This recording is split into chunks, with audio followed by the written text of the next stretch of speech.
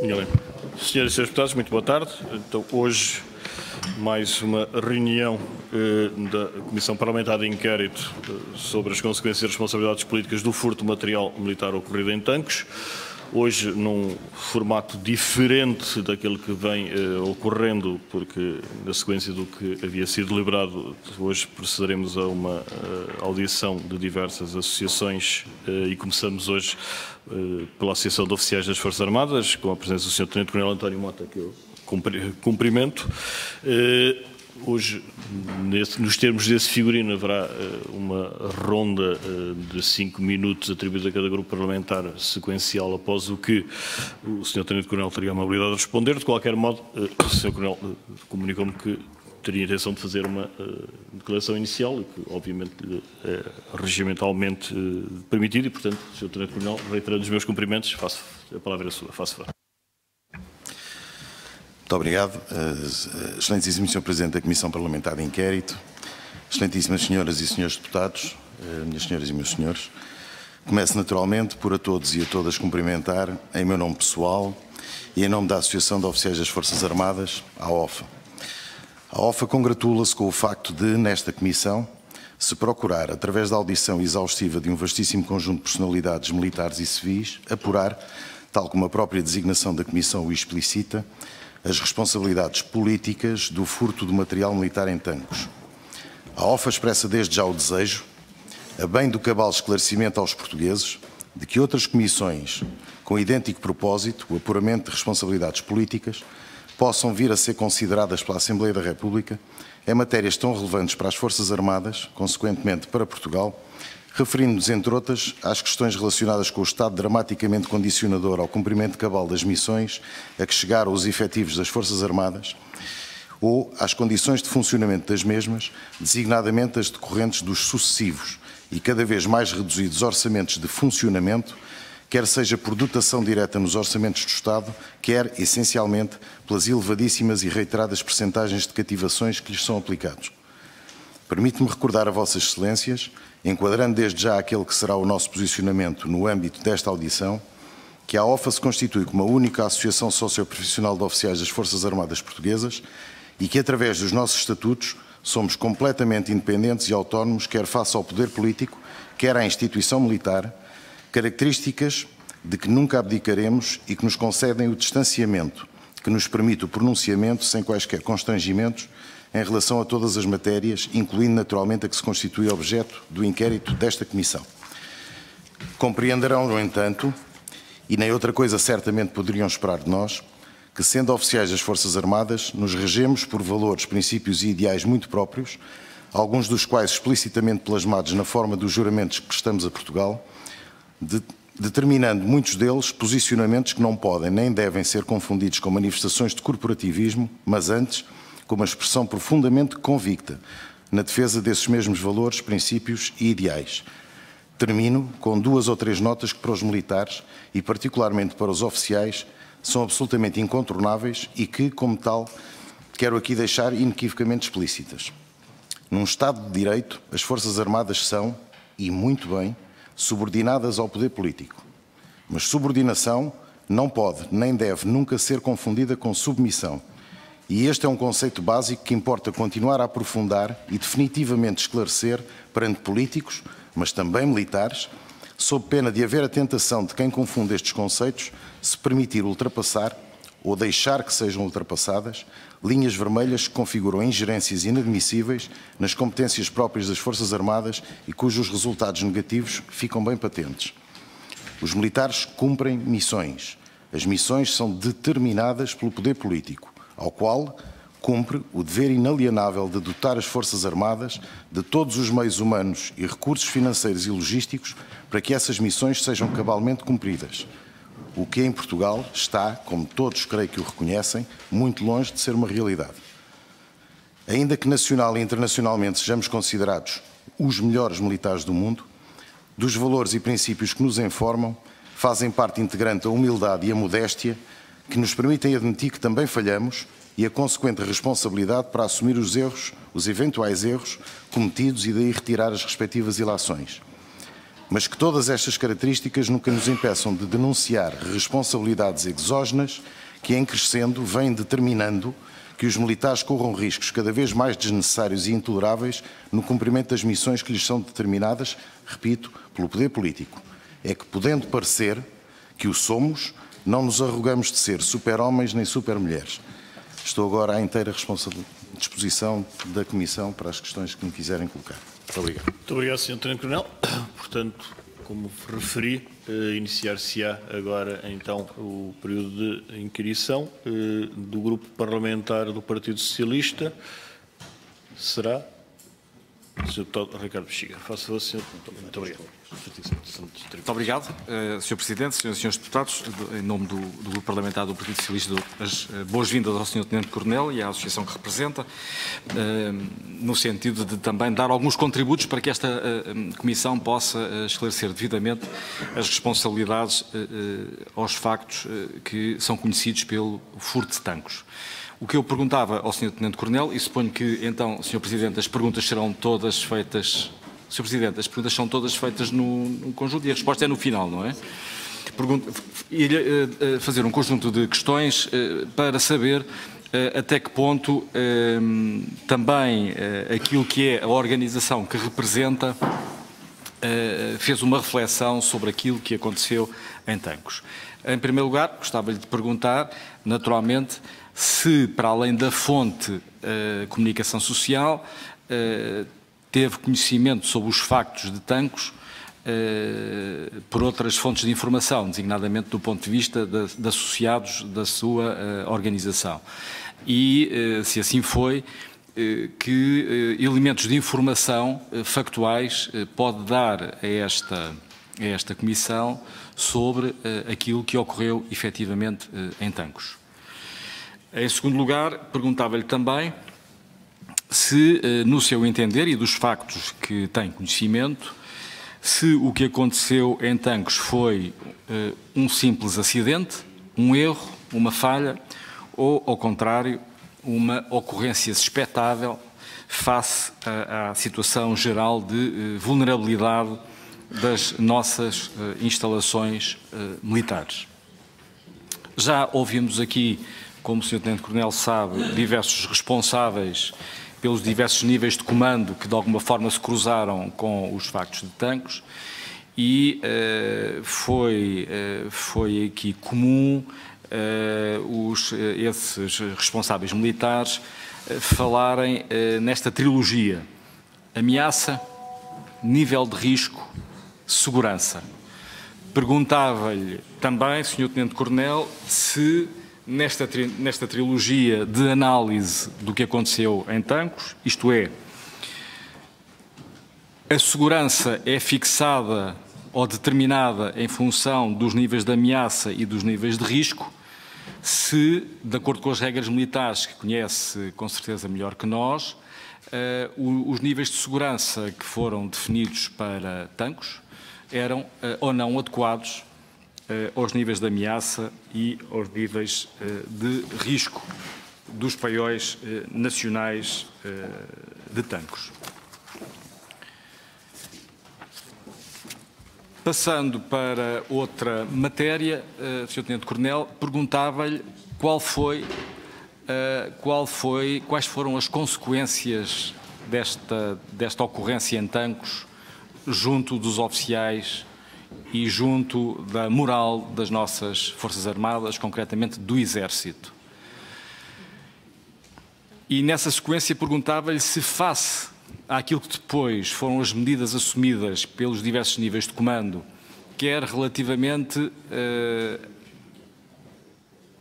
ao processo de averiguações, quer relativamente às medidas tomadas para evitar que um incidente como este voltasse a ocorrer, quer relativamente às medidas disciplinares que foram assumidas pelos diversos níveis de comando, se entende que foram adequados e se entendem que, neste momento, a situação que ocorreu em Tancos, já nos dias de hoje, já não podia hoje ter lugar, tal como ocorreu então em 2017.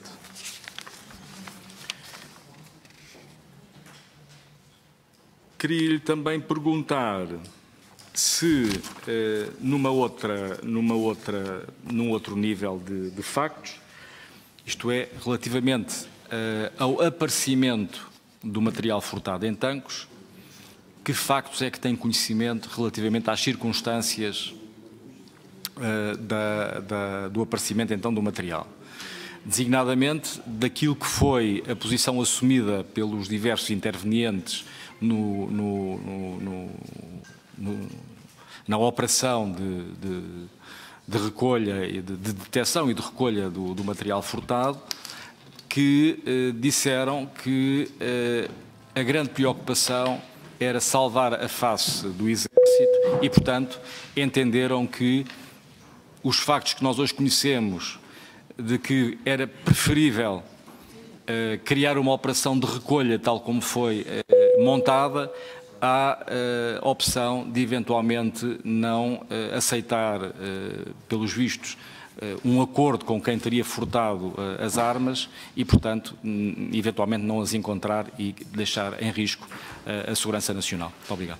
Muito obrigado, Sr. Deputado Ricardo Bexiga. Segue-se o Grupo Parlamentar do Bloco de Esquerda, Sr. Deputado João Vasconcelos, nos mesmos termos. Muito obrigado, Sr. Presidente. Cumprimentar o Sr. Tenente-Coronel e a Associação que representa.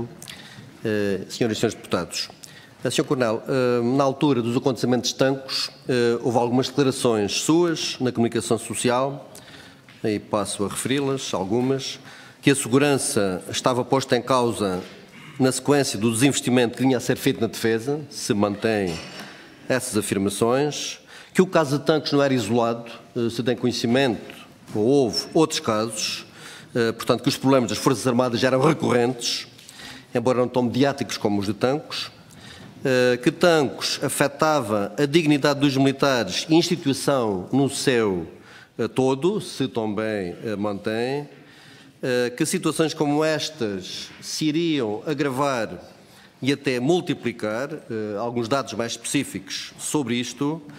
Também criticou a Diretiva 2020 do anterior Governo, que gostaria que explicasse, enfim, quais esses fundamentos. E também o Conselho Nacional da AOFA, na mesma altura, referiu, e vê na comunicação social, que não podendo haver responsabilidades aos mais diversos níveis, incluindo militares, as principais são ao nível político. Portanto, isto do Conselho Nacional da AOFA, gostaria que o Sr. Coronel, Tenente-Coronel, enfim, comentasse estas afirmações. Questões mais outras, em pormenor. Se teve conhecimento antes da degradação dos sistemas dos paióis de Tancos, porque chegou-se à conclusão aqui em todas as audições, nos documentos que nos chegaram, que aquilo estava obsoleto, irreparável, portanto completamente degradado.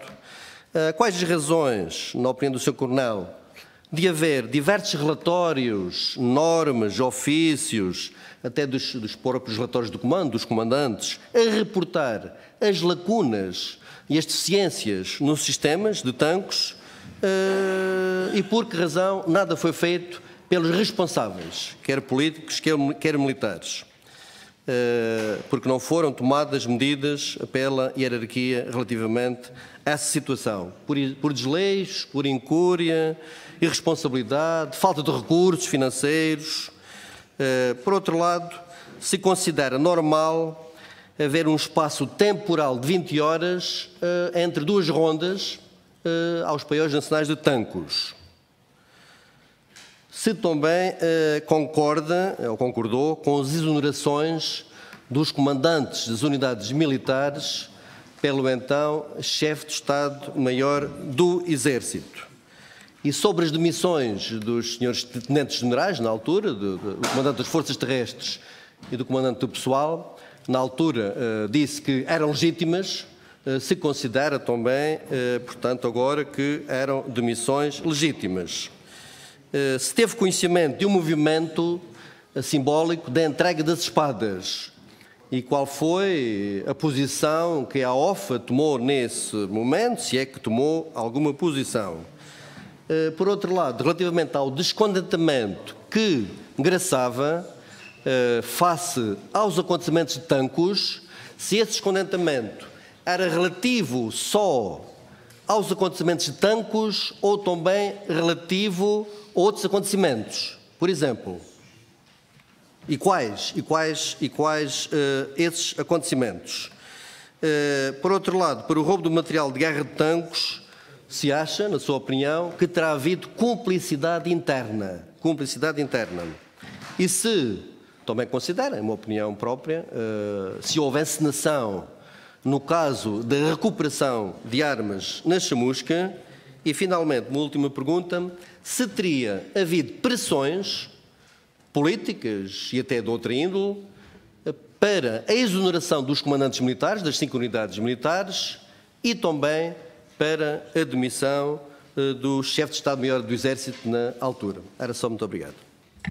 Muito obrigado, Sr. Deputado João Vasconcelos. Segue-se o grupo parlamentar do CDS-PP. Sr. Deputado Castelo Branco, faça favor. Nos mesmos termos. Muito obrigado.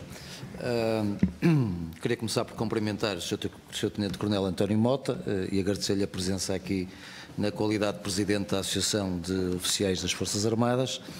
E, Sr. Tenente-Coronel, eu gostaria desde logo de colocar uma questão que tem a ver com o facto de podermos apreciar qual foi a gravidade que a OFA atribuiu ao furto dos paiéis nacionais de tanques. Que gravidade atribuem a este furto? Isto vem no seguimento também de um esclarecimento que eu gostaria de lhe pedir, que tem a ver com uma entrevista que o Sr. Tenente-Coronel deu em 6 de julho de 2017 a um órgão de comunicação social, 8 dias após o furto aos paiéis nacionais de tanques. Portanto, no dia 6 de julho de 2017, onde afirmou o Sr. Tenente-Coronel que se conseguia, e cito agora, que se conseguia apurar responsabilidades a essa gente toda, e a essa gente toda referia-se o Sr. Tenente-Coronel à cadeia militar, até ao mais alto nível. Dizia o Sr. Tenente-Coronel nesta entrevista, e eu pedia se podia esclarecer o alcance desta sua afirmação.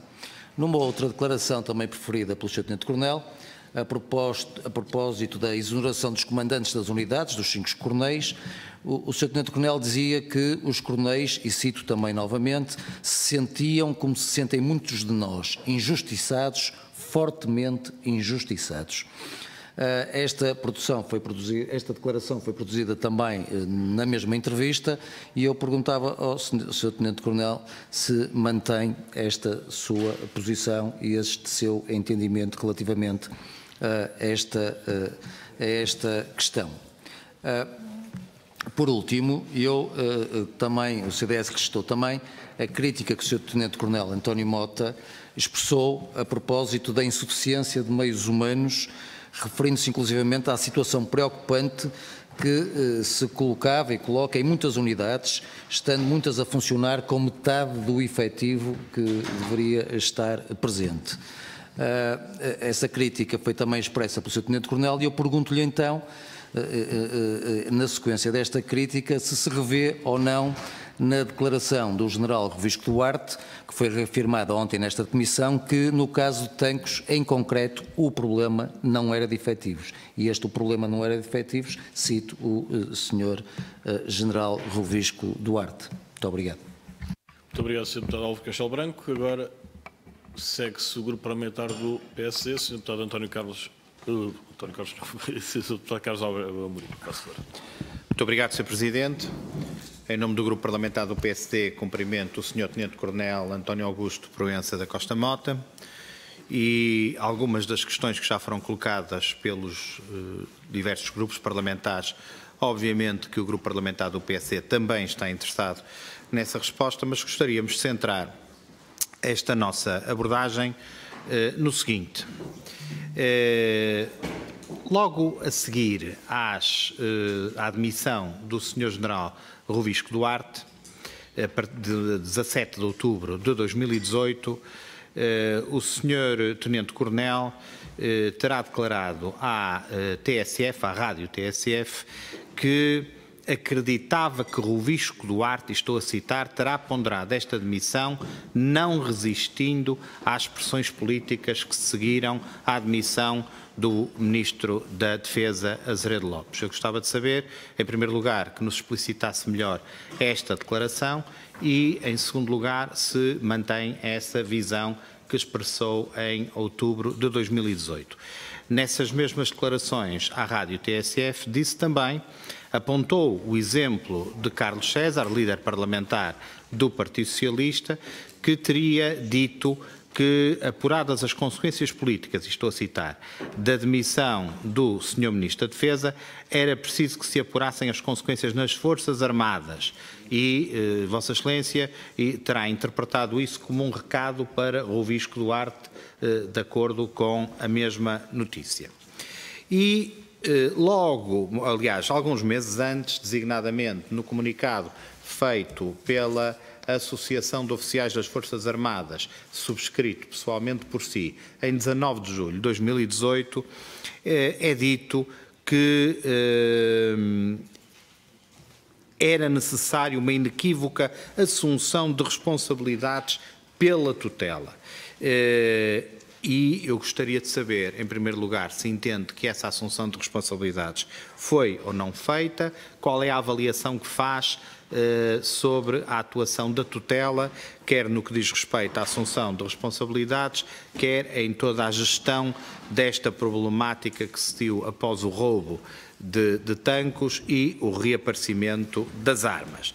E, designadamente, se concorda que terá existido nos momentos e nos dias imediatamente a seguir ao roubo de tanques, se terá existido ou não pressão política sobre a chefia militar, quer para apresentar resultados rapidamente, quer para que as averiguações que se seguiram ao roubo de tanques fossem ou acontecessem do modo como aconteceram. Estou a falar designadamente na demissão dos 5 comandantes, que durou cerca de 2 semanas, e logo a seguir a sua renomeação.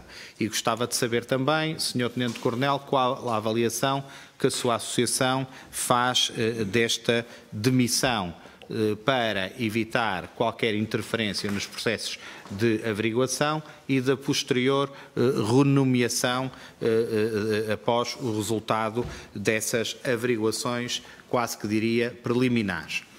Também, conforme disse o meu colega do CDS-PP, como classifica as declarações ontem mesmo aqui nesta Comissão Parlamentar de Inquérito do General Rovisco Duarte, que disse que a falta de pessoal não justificava nunca a falta de segurança e que o problema do roubo de tanques, e estou a citar, tinha sido uma questão de comando e de desleixo. E, portanto, eu gostaria de saber como é que o Sr. Tenente-Coronel comenta estas declarações. Gostaria também de me debruçar um bocadinho sobre o comunicado que foi feito no dia 19 de julho pela Associação de Oficiais das Forças Armadas, 19 de julho de 2018.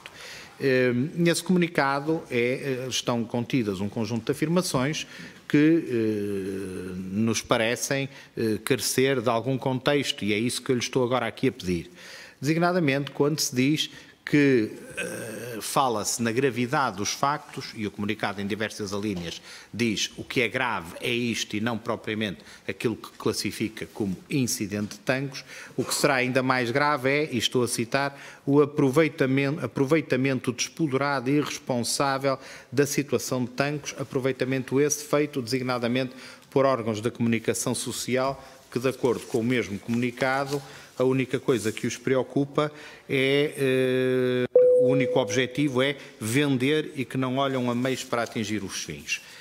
Sem querer entrar, obviamente, numa discussão, porque não é caso disso, e vou terminar, Sr. Presidente, sobre essa situação, não considera que a gravidade intrínseca em si mesmo considerada daquilo que se passou em tanques e do reaparecimento das armas justifica o clamor social que aconteceu e, designadamente, esta Comissão Parlamentar de Inquérito, que é resultado disso mesmo. Muito obrigado.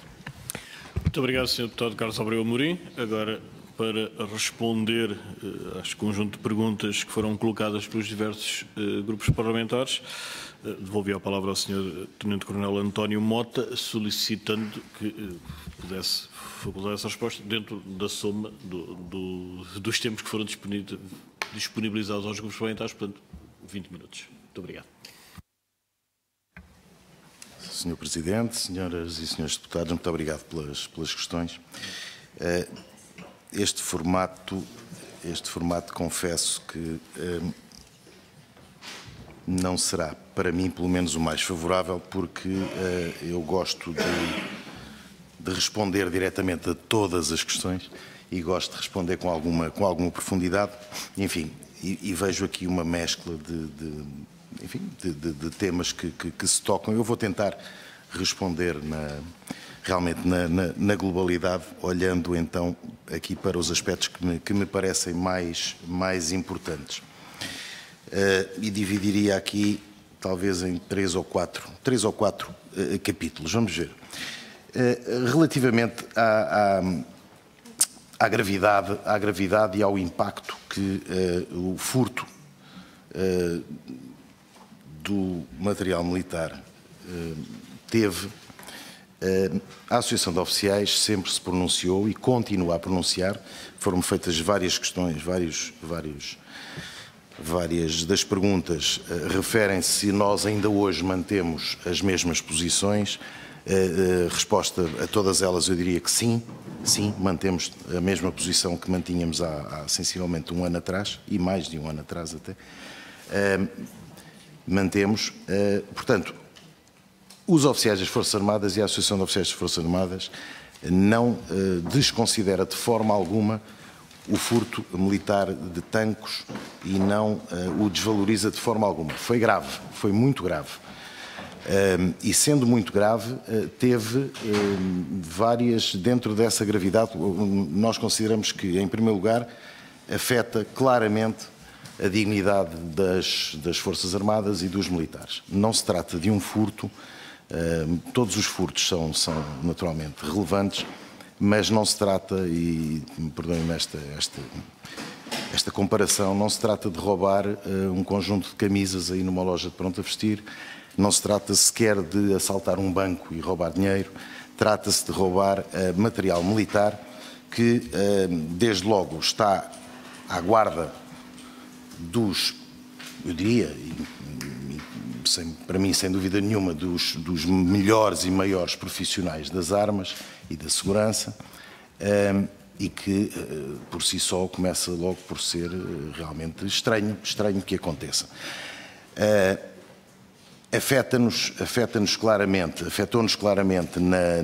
e, portanto, afetou desde logo as Forças Armadas e a dignidade das Forças Armadas. Afeta depois os homens e as mulheres que nelas prestam serviço, designadamente porque, naturalmente, não gostamos, nem era algo que imaginássemos sequer que poderia ter acontecido como terá acontecido, ainda resta saber exatamente como é que aconteceu, mas não deixa realmente de ser grave e de ter para nós implicações complicadas. E ter implicações complicadas não só ao nível do profissionalismo que de alguma forma naquela circunstância foi colocado em causa por parte dos militares, mas depois realmente do aprofundamento e do aproveitamento e aprofundamento que foi feito e o empolamento que a situação acabou por ter e que gera um segundo nível de gravidade e de responsabilidade que nós assumimos claramente, militares, todos os militares.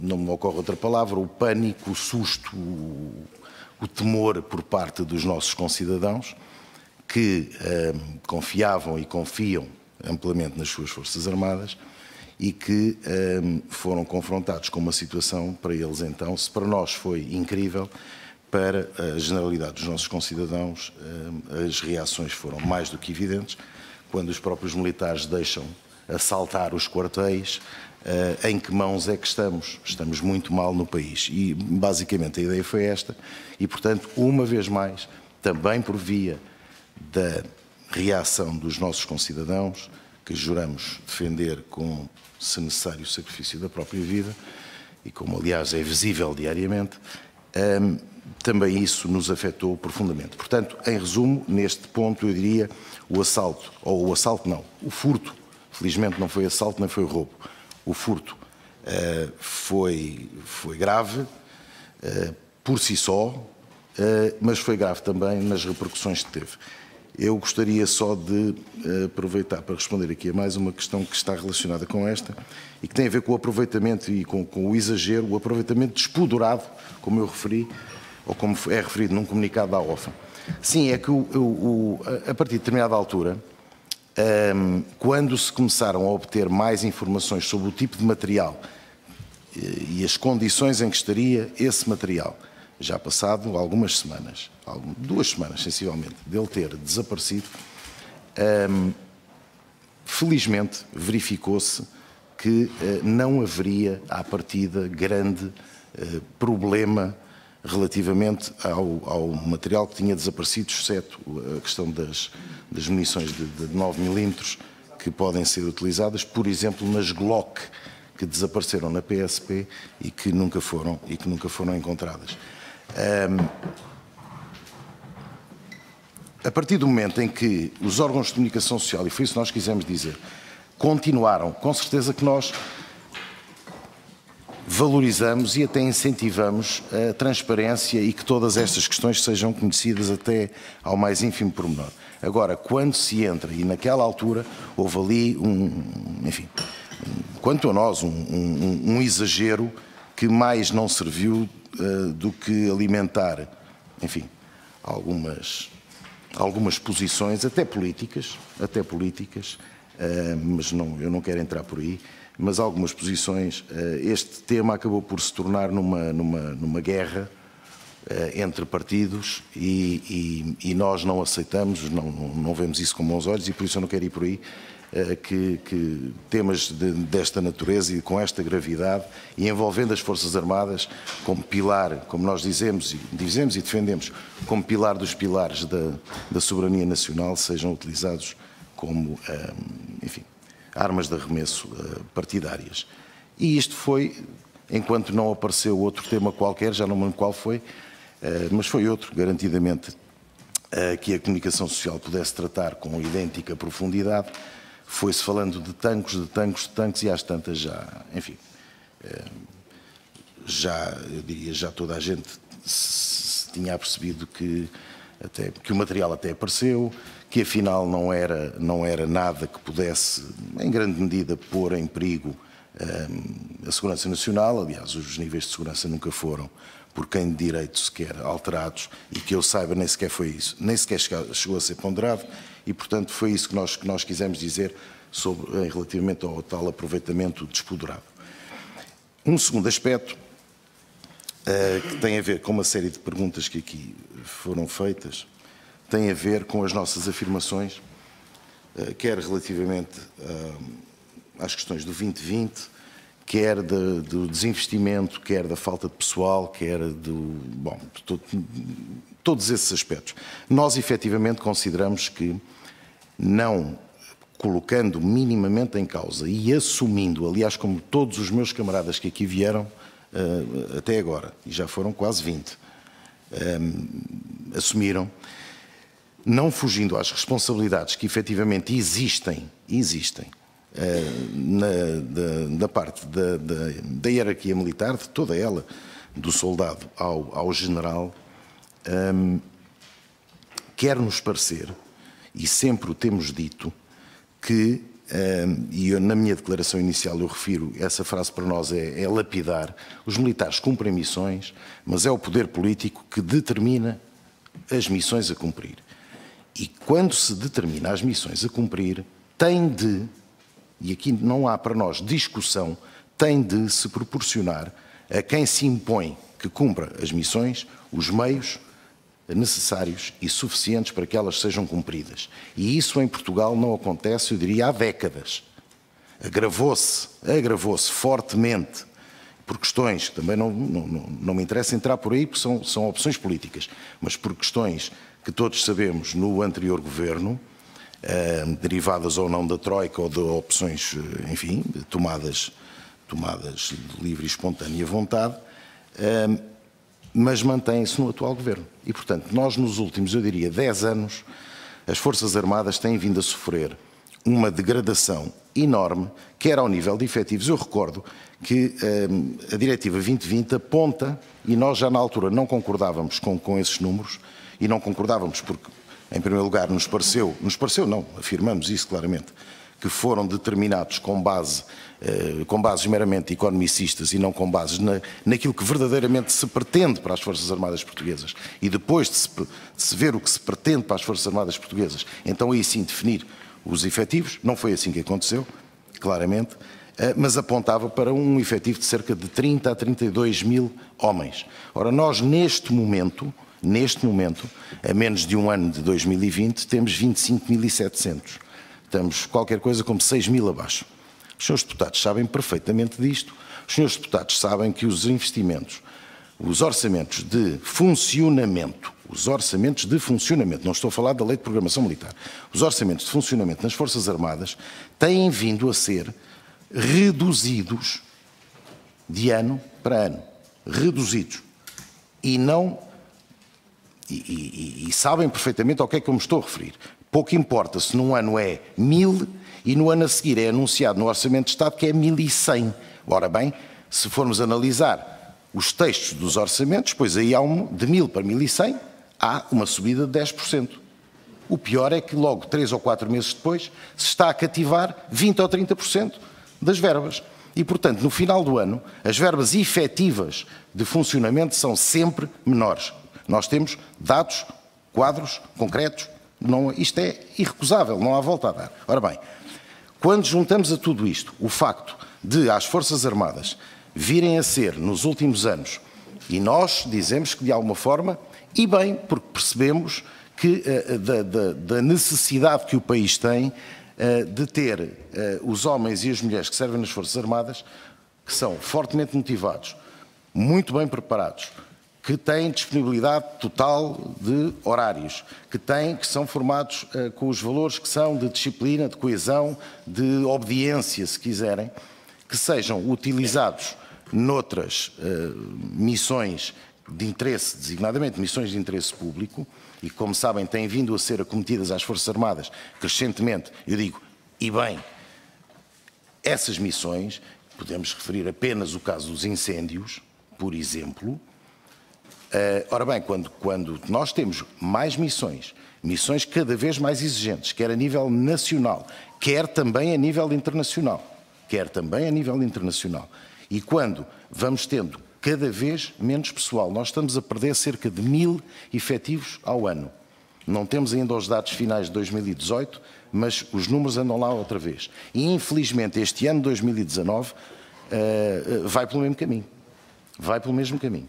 E, portanto, isto são problemas muito graves, os senhores deputados conhecem-nos perfeitamente, nós também os conhecemos, a Associação de Oficiais, e não só a Associação de Oficiais, vem dizendo isto há muitos anos e depois faz-nos alguma espécie que quando acontecem situações como a de Tancos, lamentável, volto a dizer, gravíssimo, lamentável, mas que quando acontecem situações como a de Tancos,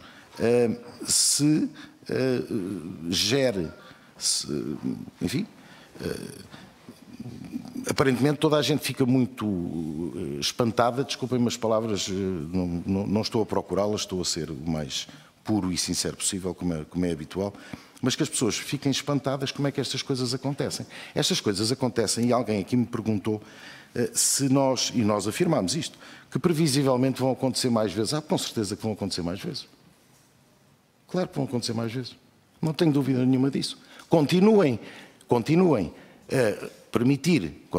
Continuemos o país a permitir que se reduzam os efetivos militares à velocidade colossal a que estão a reduzir-se. Continuem a não fazer os devidos investimentos nos orçamentos de funcionamento das Forças Armadas e, naturalmente, que estas situações vão ocorrer de novo. Só não irão ocorrer, senhores deputados, se, das duas uma, ou o poder político, seja ele qual for e em qualquer momento, revir aquilo que efetivamente pretende das Forças Armadas e finalmente as dotar das condições de meios humanos e recursos financeiros e logísticos e efetivos para o cumprimento dessas missões, ou quando o poder político chegar à conclusão de que as missões que nós hoje desempenhamos, com o elevado risco que tem e responsabilidade, penso que isso não vale a pena eu estar a dizer, penso que toda a gente tem essa noção, são despropositadas para os meios que nós hoje dispomos. Enfim, somos um país que ainda não tem os meios necessários e suficientes para tudo, nós sabemos disso, mas então há que assumir, porque a teoria, e está aqui a senhora deputada, por quem eu tenho uma grande consideração, como sabe, mas a teoria do anterior Ministro da Defesa, Dr. Aguiar Branco, de que é sempre possível fazer mais com menos, bom, nunca foi verdadeira, ou melhor, se alguma vez foi verdadeira, já não foi no tempo do Dr. Aguiar Branco, porque já naquela altura as Forças Armadas não tinham os meios necessários e suficientes para cumprir as missões que lhes estavam imputadas, e muito bem, volto a dizer, nós estamos subordinados ao poder político e muito bem pelo poder político. Portanto, isto toda a gente sabe.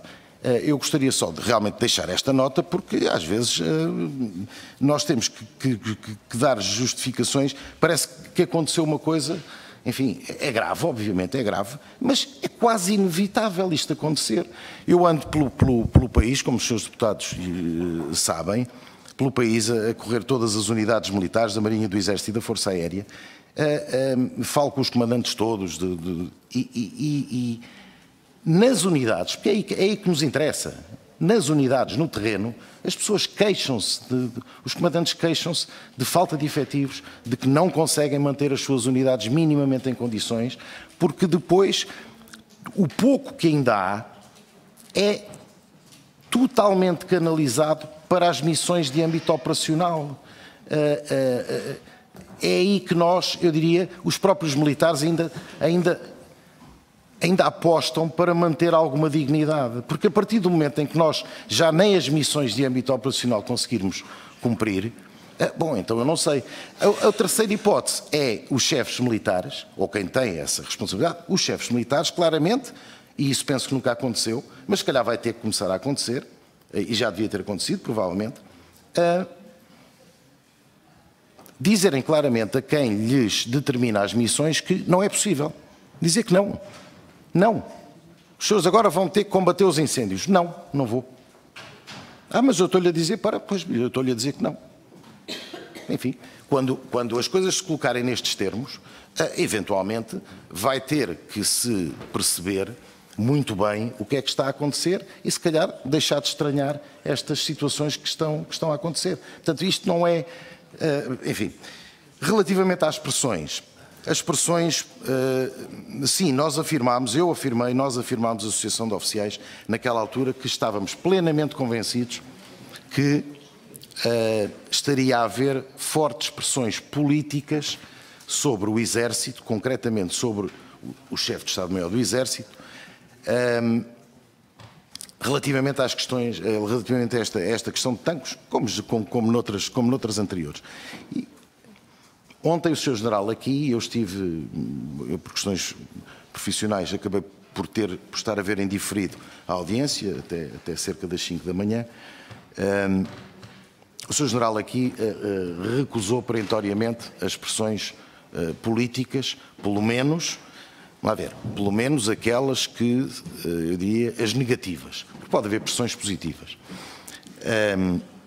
E eu especifico o que estou a dizer. Obviamente, se houve uma ingerência, quando há uma ingerência, por exemplo, de um ministro perante um chefe militar que lhe diz que deve demitir, o senhor tem de demitir o diretor do Colégio Militar, como disse aqui o general Jerónimo.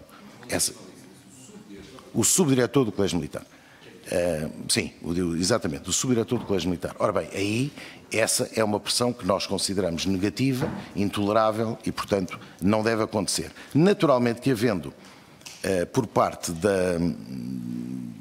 do Ministério da Defesa, como órgão, digamos, subordinante às Forças Armadas, uma pressão do género nós temos que rapidamente saber o que é que aconteceu em Tancos, nós temos de fazer tudo e mais alguma coisa sobre o que aconteceu em Tancos, para apurar o que aconteceu em Tancos. Bom, naturalmente que isso é uma pressão que eu entendo que, aliás, até acho lógica que possa ser feita.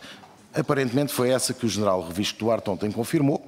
Eu não tenho, obviamente, elementos concretos, não tenho, que me permitam afirmar, para além da consideração muito grande que tenho pelo general Revisco Duarte, e agora, já agora entre parênteses, também a tenho pelo general Menezes e também a tenho pelo general Calçada, pelo general Serafino, enfim, tenho por todos eles, nada me leva então a admitir que possa ter havido pressão negativa sobre o Sr. General Revisco Duarte nesta situação. Muito menos, e agora entra ainda num outro capítulo, muito menos na questão da exoneração e mais tarde da renomeação dos comandantes.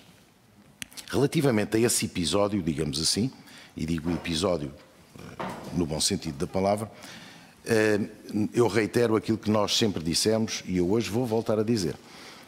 Em termos de decisão, a decisão é absolutamente legal e legítima. E, portanto, é uma decisão que cabe ao chefe de Estado-Maior do Exército, na altura coube ao chefe de Estado-Maior do Exército, ele terá ponderado todos os elementos que tinha, terá ouvido quem considerou que seria ou que valeria a pena ouvir e depois a decisão foi ele que a tomou. É uma decisão absolutamente legal, absolutamente legítima.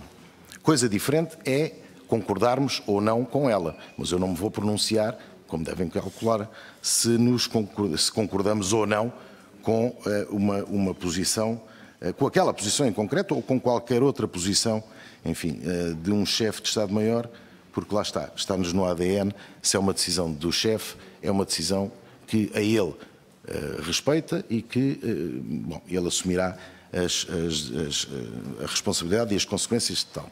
Relativamente aos 5 comandantes, nós na altura, naturalmente que sabendo as razões que foram apontadas na altura pelo Sr. General Revisco Duarte, e ontem ele aqui apontou mais algumas, mas na altura apontou as razões basicamente de não querer, ou melhor, considerar que seria a melhor forma de não perturbar as investigações, nós relativamente aos 5 comandantes exonerados, a título de, como Associação de Oficiais, expressámos-lhes toda a nossa solidariedade, porque entendemos que, independentemente das razões, nada lhes tinha sido diretamente imputado para que eles pudessem ser exonerados. Foram, volto a dizer, não questionamos a decisão, é legal e legítima. Não lhes foi absolutamente nada imputado. O que lhes foi dito, ou que lhes terá sido dito, é que iriam ser afastados e nem sequer que iriam mais tarde ser renomeados, portanto, que iriam ser afastados da função de comando, precisamente porque, para não dificultarem as investigações. Ora, isso, do ponto de vista pessoal de cada um deles, inclusivamente significou, e em vários casos isso foi-nos dito, significou uma desconfiança. Então, mas eu alguma vez iria perturbar uma investigação, mas afastam-me para eu não perturbar uma investigação e, portanto, nós compreendemos perfeitamente a situação em que ficaram os nossos camaradas e expressámos-lhes toda a nossa solidariedade, o que faríamos hoje, novamente, como aliás temos feito relativamente a muitas outras situações, caso dos comandos, por exemplo, mas essa é outra, isso são outros 500, como se costuma dizer. Quando foram renomeados, enfim, cerca de 15 dias depois, nem chegou, toda a gente achou muito estranho, nós também achámos estranho, não estávamos à espera, não sabíamos que tal ia acontecer. Ontem, felizmente, o general Revisco Duarte aqui deu uma explicação que para nós que nos preocupamos é com as pessoas, basicamente, nos agradou. É que foram renomeados porque nada se provou, não se provou sequer que haveria motivos para lhes levantar, a nenhum deles, qualquer processo disciplinar. E, portanto, não havendo nada por parte do Exército para lhes levantar qualquer processo disciplinar, não haveria razão para os manter afastados do cargo das funções de comando. Por outro lado, nessa altura, já teriam decorrido as grandes investigações por parte da Polícia Judiciária Militar e da Polícia Judiciária, penso eu, que também esteve envolvida nessa altura, e, portanto, não havia razão nenhuma para os manter afastados, e ainda bem que foram renomeados, e ainda bem que 2 deles já estão nomeados para o curso de oficiais generais, e ainda mal, aproveito para dizer que, uma vez mais, algumas pessoas enfim, ou por ignorância ou por má fé, ou seja, aquilo que for, alguns infelizes, tiveram ainda a questão de poucos dias, e depois têm voz na comunicação social, vieram dizer que era inadmissível que os comandantes, 2 dos comandantes que tinham sido exonerados, no caso dos comandos, tivessem agora nomeados para o curso general. Bom, isto é baixo demais e, portanto, eu nem sequer me quero pronunciar mais sobre isto. Ainda bem que foram os 2 e espero que vão os 5, sinceramente, rapidamente. Não sei se...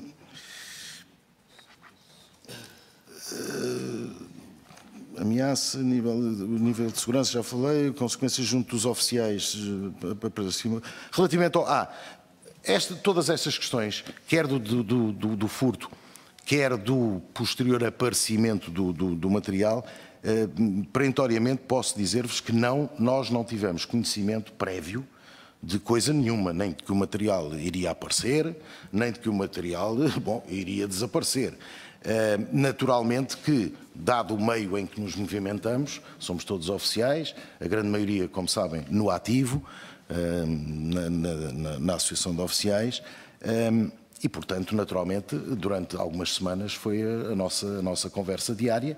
Muitos dos camaradas, enfim, alguns até colocados nas próprias unidades, nos iam dando mas era o seu parecer pessoal, e não mais do que isso. Agora, relativamente quer ao furto propriamente dito, quer depois ao aparecimento e às condições em que ele aparece, não sabíamos rigorosamente de nada.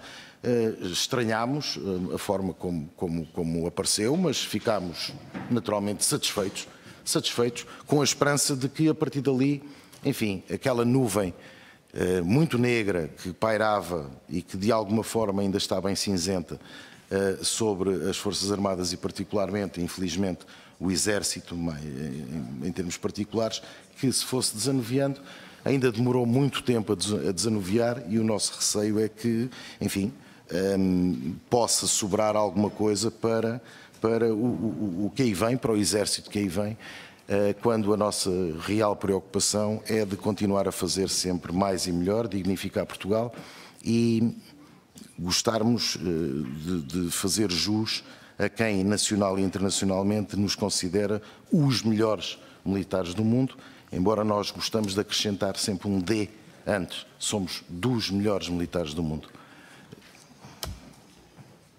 Quero, Sr. Tenente Coronel António Mota, quero, em nome da Comissão Parlamentar de Inquérito sobre as consequências e responsabilidades políticas do furto do material militar ocorrido em Tancos, agradecer a sua presença e, através da sua presença, a Associação Oficial dos Oficiais das Forças Armadas, reconhecendo o meritório papel que inequivocamente tem. Pedir desculpa pelos constrangimentos temporais, mas de facto estas audições hoje têm um figurino diverso e, aliás, estamos ligeiramente atrasados para a segunda audição e, portanto, agradecendo uma vez mais a sua presença, fazemos um intervalo de 5 minutos apenas para poder pedir a presença do próximo depoente. Sr. Tenente Coronel, muito obrigado.